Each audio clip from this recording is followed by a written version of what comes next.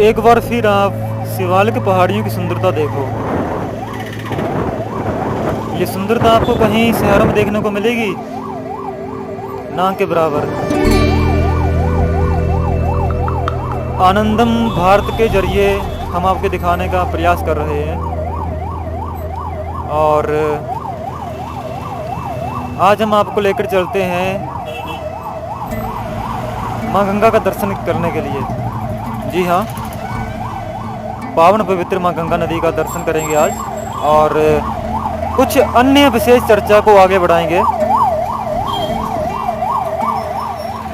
सबको सादर प्रणाम, एक बार फिर आपका हार्दिक स्वागत है और आनंदम भारत के माध्यम से हम आपको फिर से ऋषिकेश नगरी के पवित्र स्थानों की तरफ लेकर चलते हैं। जी हाँ, मैं आपको बताना चाहता हूँ तो हम अब जानकी सेतु से होते हुए कुछ विशेष जगहों पर जाएंगे और वहाँ का परिचय करवाते हुए हम आपको लेकर चलते हैं।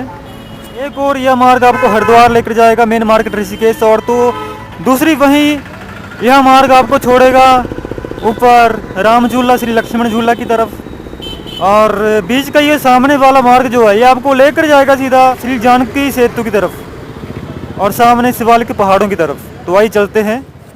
आजकल यात्राओं का मौसम चल रहा है, यात्राओं का समय चल रहा है, जिस वजह से तीर्थ नगरी ऋषिकेश में काफ़ी ज़्यादा भीड़ है और ट्रैफिक की यहाँ बहुत समस्या है।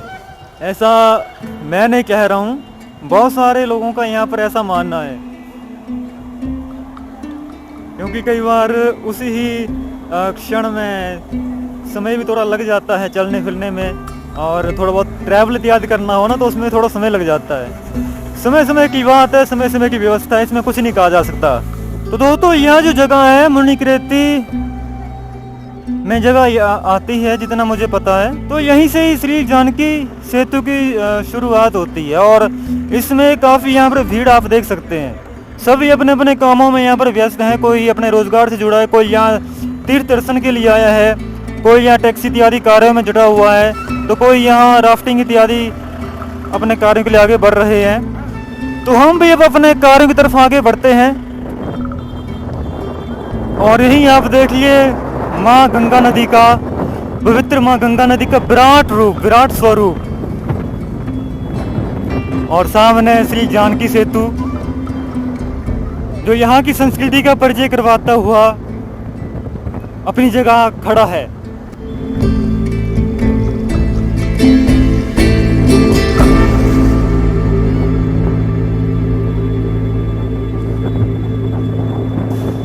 कमेंट करके आप अवश्य बताएं कि कैसा यहाँ का ये दृश्य है।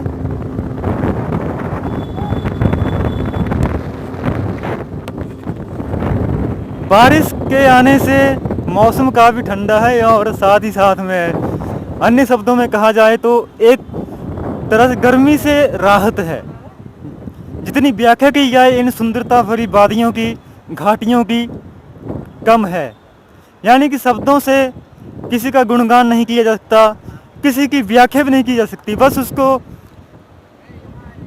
स्थूल रूप में आकर यहाँ पर आंखों से ही देखा जाए तो वही एक तीर्थ दर्शन हो जाता है। मैं आपको ये बताना चाहता हूँ।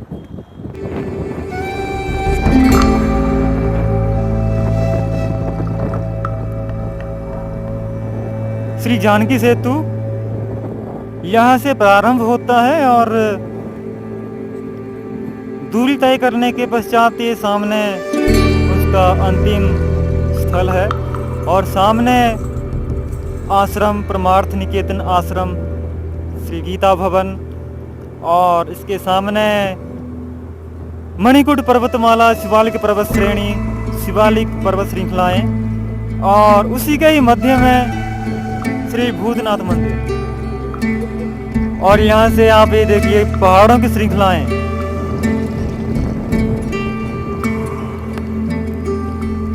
एक श्रृंखला जहाँ खत्म हो रही है तो उसके ही बीच में से दूसरी शुरू हो रही है, और एक तरह से यहाँ से भी वही स्थिति है, कुछ व्याख्या भी नहीं की जा सकती दोस्तों।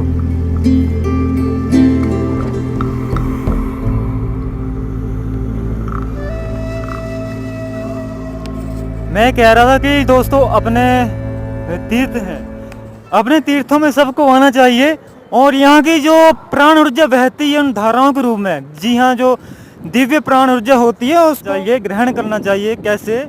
ध्यान इत्यादि के माध्यम से और प्राणायाम योग इत्यादि के माध्यम से आपको इस प्राण ऊर्जा को ग्रहण करना चाहिए। तो इसलिए आप जब अपने तीर्थों में आए तो वहाँ पर थोड़ा समय आप अवश्य बिताएं आकर। और माँ गंगा नदी का तो यहाँ पर आशीर्वाद रहता ही है, तो जब भी आप यहाँ पर आए तो उस आशीर्वाद को प्राप्त आप अवश्य करें।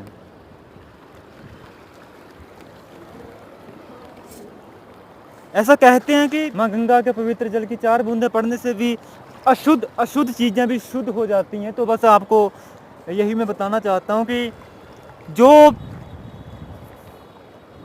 सृष्टि के रूप में परमात्मा ने उपहार के रूप में इस धरती पर माँ गंगा नदी को हमें ये दिया है, सौंपा है इस मानव जाति के उद्धार के लिए, समस्त प्राणियों के लिए, तो हमारा ये कर्तव्य होना चाहिए कि हमारे जो तीर्थ हैं, हमारे जो ये पुण्य धाराएं रहती हैं, इनको हम पवित्र रखें। हम इनमें कोई ऐसा तत्व न डालें कि ये अशुद्ध हो जाएं। तो शुद्धिकरण रखने का भाव दोस्तों इंसान का ही है, क्योंकि अन्य प्राणियों को कोई लेना देना नहीं है इससे। वो भी अपने अनुसार अपने कर्मों से बंधे हुए हैं। वो जिन्होंने वो कर्म किए वो अपने कर्मों को भोगेंगे, उनके फल को भोगेंगे। वो तो बस वही है कि मनुष्य रूप में जब आत्मा आती है कोई, तो अपने कर्मों के आधार पर आती है। ऐसा कहा जाता है कि मनुष्य ही ऐसी योनि है कि आखिरी होती है ये।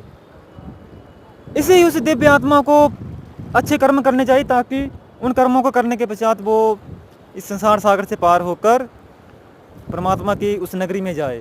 तो वही है कि आप यहाँ पर आए तो आप अच्छे काम करें, अच्छे कार्य करें। ऐसा कोई कार्य न करें कि जो जिससे आप कर्म के बंधनों में बंधें। तो मैं बस यही कहना चाह रहा था कि अपने तीर्थों में आप अवश्य उनके दर्शन करें। वहाँ की बहती हुई पावन जलधाराएँ और पुण्य धाराएँ, उनको आप ग्रहण अवश्य करें, ध्यान इत्यादि के माध्यम से, साधन इत्यादि के माध्यम से। हमारा बस कहने का यही एक अर्थ है। तो आइए फिर आगे बढ़ते हैं। मैं आपको ये बताना चाहता था, और इसमें पहाड़ों में बारिश हो ही रही है, और मुझे लगा नहीं था कि मौसम जो इतना सुहावना होगा आज। काफ़ी मैं उत्सुक था, और अन्य शब्दों में अगर कहा जाए तो सुबह तो भाई बहुत बारिश हो रही थी देवभूमि उत्तराखंड में, पर अभी मौसम ठहरा हुआ है। यानी कि अन्य शब्दों में कहा जाए तो जो यहाँ तीर्थ यात्री आए हुए हैं उनके लिए मौसम ने ठहराव लिया है कि आप यहाँ पर आए, तो आपके लिए हमने समय दे दिया है। तो आइए फिर आगे बढ़ते हैं।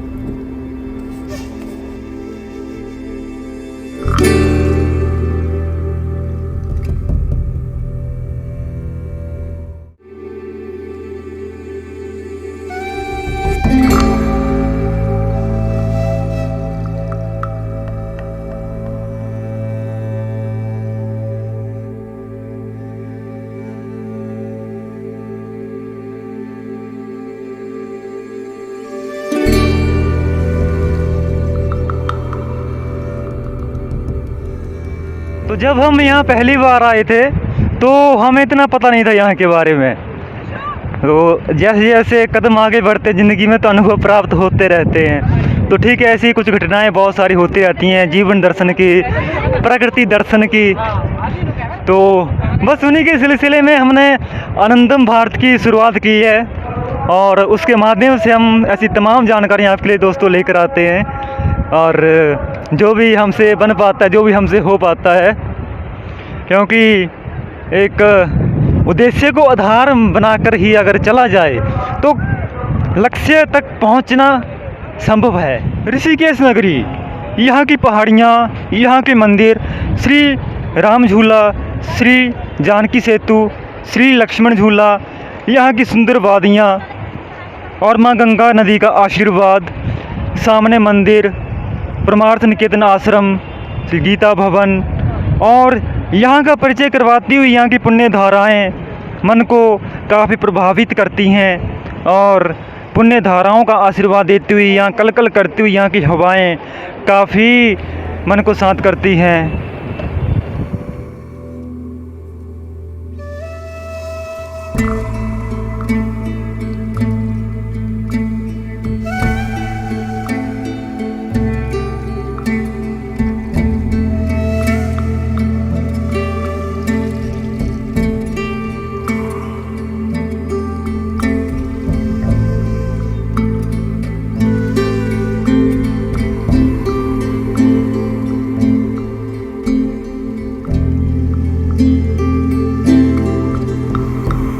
तो दोस्तों इस वीडियो में ऋषिकेश नगरी में तीर्थों से संबंधित जानकारियाँ और माँ गंगा के दर्शन की वीडियो आपको कैसी लगी यह आप हमें कमेंट करके अवश्य बताएं और आनंदम भारत को सब्सक्राइब भी करें और यह भी बताएं कि हम आगे आने वाले समय में किस विषय पर वीडियो लेकर आएं और वीडियो को लाइक शेयर जरूर करें तथा आनंदम भारत को भी सब्सक्राइब करना मत भूलें। तो मिलते हैं आगे ऐसी कुछ सांस्कृतिक और सामाजिक जानकारी के साथ। नमस्कारम, जय श्री राम, जय माँ भारती, हर हर महादेव, जय सनातन धर्म, आनंदम भारत, प्रणाम।